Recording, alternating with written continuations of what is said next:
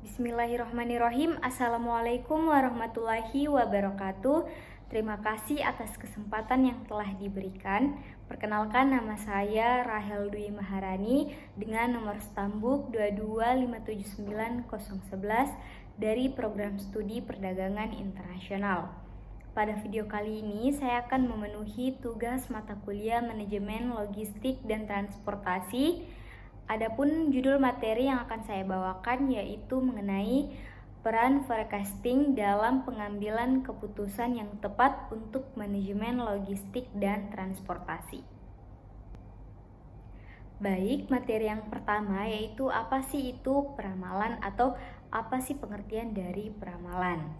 Nah, peramalan itu sendiri atau forecasting adalah proses memprediksi masa depan berdasarkan data historis. Nah, dalam manajemen logistik dan transportasi, peramalan digunakan untuk memprediksi baik itu permintaan produk, kebutuhan transportasi, dan faktor lainnya. Nah, saya juga mengambil definisi peramalan menurut ahli, yaitu dari Sumayang 2003, mendefinisikan bahwa peramalan adalah perhitungan yang objektif dan dengan menggunakan data-data masa lalu untuk menentukan kecenderungan permintaan ramalan penjualan yang akan datang, metode peramalan sesuatu di masa yang akan datang. Nah, pada intinya yaitu peramalan yaitu memprediksi mengenai apa saja tindakan yang akan dilakukan pada masa yang akan datang. Kemudian materi yang kedua yaitu tujuan dari peramalan. Nah, tujuan metode peramalan adalah untuk dijadikan dasar pengambilan keputusan dalam menentukan kapasitas produksi. Nah, hal ini tentunya membantu perusahaan untuk meminimalisir terjadinya pemborosan baik itu dari segi barang yang disediakan dan lain-lain. Nah, saat menjalankan bisnis, tentu saja kita membutuhkan data pendukung untuk dijadikan dasar dalam pengambilan keputusan pada proses selanjutnya atau pada proses berikutnya. Nah, menurut Heiser dan Render, metode peramalan atau forecasting itu memiliki tujuan yang pertama yaitu untuk mengevaluasi kebijakan perusahaan yang diambil saat ini atau di masa depan atau di masa lalu dan melihat pengaruhnya di masa depan. Kemudian tujuan yang kedua yaitu untuk memperhitungkan estimasi time, delay, atau penundaan waktu dalam pembuatan keputusan bisnis dan waktu untuk implementasi keputusan bisnis. Kemudian tujuan yang ketiga yaitu untuk dijadikan dasar atau alasan dalam mengambil keputusan atau mengambil rencana. Nah, dengan begitu rencana bisnis dan keputusan itu menjadi lebih efektif. Selanjutnya, materi ketiga yaitu mengenai manfaat metode peramalan. Nah, manfaat utama metode peramalan adalah agar perusahaan bisa mengambil keputusan yang efektif dan efisien. Perusahaan Anda bisa mengalokasikan anggaran secara tepat, sasaran, dan tidak berlebihan atau tidak kekurangan. Selain itu, ada beberapa manfaat metode peramalan atau forecasting. Yang pertama yaitu prediksi masa depan perusahaan. Data forecasting digunakan untuk memprediksi masa depan bisnis. Nah, metode ini bisa dijadikan untuk memberi gambaran umum tentang arah perusahaan di masa yang akan datang atau di masa depan. Kemudian yang kedua yaitu memenuhi permintaan konsumen.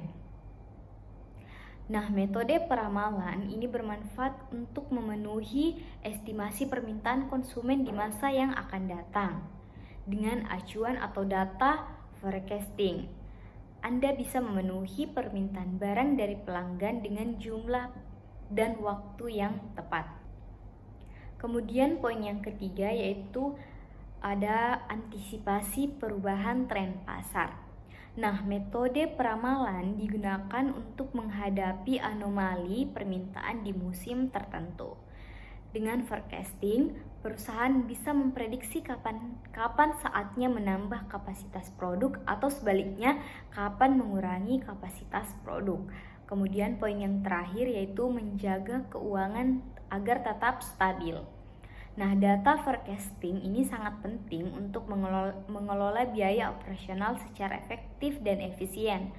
Nah, data tersebut bisa Anda gunakan untuk menentukan kapan saatnya meningkatkan kapasitas produksi atau kapan waktu yang tepat untuk rekrutmen karyawan baru. Nah, lagi-lagi tujuannya untuk meminimalisir atau menekan pemborosan yang ada dalam perusahaan. Kemudian, materi selanjutnya itu mengenai jenis metode peramalan. Nah, materi ini juga sudah sempat dibahas oleh Pak Baharudin pada pertemuan sebelumnya, dan saya rasa materi yang saya bawakan ini juga sudah dibahas oleh Bapak. Adapun jenis metode peramalan yang pertama yaitu forecasting berdasarkan waktu. Nah, bagaimana maksudnya? Forecasting berdasarkan waktu yaitu metode peramalan yang dibagi menjadi 3, di mana ada jangka panjang, ada jangka menengah, dan ada jangka pendek. Nah, jangka panjang itu sendiri yaitu peramalan yang menggunakan data-data dari waktu yang panjang, biasanya dalam jangka waktu 2 tahun atau lebih. Kemudian jangka menengah yaitu peramalan dengan menggunakan data-data dari waktu 3 bulan atau sampai dengan 2 tahun. Kemudian yang terakhir yaitu jangka pendek, di mana peramalan menggunakan data-data dari waktu pendek yaitu 0 sampai 3 bulan, yaitu dalam waktu yang bisa dikatakan sangat singkat. Metode peramalan yang berikutnya yaitu forecasting berdasarkan fungsi dan tujuan. Nah, jika dilihat dari fungsi dan tujuannya, jenis metode forecasting ini bisa dibedakan menjadi beberapa hal atau menjadi beberapa bagian. Yang pertama yaitu general business, di mana peramalan bisnis secara keseluruhan mulai dari kondisi ekonomi, politiknya, sosial budaya, dan hal lain yang bisa berpengaruh ke bisnis. Kemudian yang kedua yaitu sales forecasting, di mana peramalan jumlah barang yang bisa dijual di masa depan berdasarkan data penjualan di waktu sebelumnya. Yang ketiga yaitu demand forecasting, di mana peramalan untuk mengetahui perkiraan permintaan kondisi pasar di masa yang akan datang atau di masa depan. Dan yang keempat yaitu ada financial forecasting, di mana peramalan yang bertujuan untuk memperkirakan biaya dan modal yang akan dikeluarkan di masa yang akan datang. Kemudian metode peramalan berikutnya atau metode peramalan yang ketiga ada forecasting berdasarkan ketersediaan data. Nah, secara umum pengertian forecasting atau metode peramalan ini adalah aktivitas untuk mengestimasi kondisi yang terjadi di masa depan dengan menggunakan data di masa lalu. Intinya, forecasting ini menggunakan data yang sudah berlalu untuk mengambil keputusan di masa yang akan datang. Nah, berdasarkan data, jenis peramalan atau forecasting yang pertama yaitu menggunakan metode kualitatif. Jenis peramalan yang digunakan saat perusahaan tidak punya cukup data yang dianalisa. Hasil peramalan akan lebih subjektif karena hasilnya bisa berbeda-beda. Jenis peramalan dengan metode kualitatif contohnya itu adalah analisis data ekonomi, riset pasar, wawancara atau diskusi.